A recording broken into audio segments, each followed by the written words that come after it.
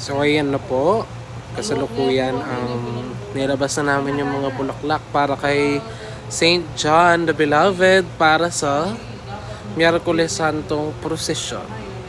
Ayan, as you can see, mayroong mga artificial. And at the same time, kahit may mga, ayan, artificial yung mga yan. Ayan, artificial. Pagkatapos niyan, doon naman tayo sa mga fresh. Ayan, yun yung mga fresh Papua. We have Papua here. And then sunflower. Ayan. Stargazer.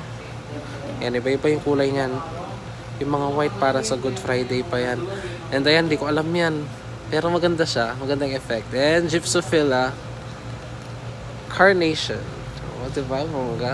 Mayroon pang Eucalyptus and Lisianthus. O, maganda, diba? Hopefully, matapos namin agad ito. Ayan, meron din tayong orchids.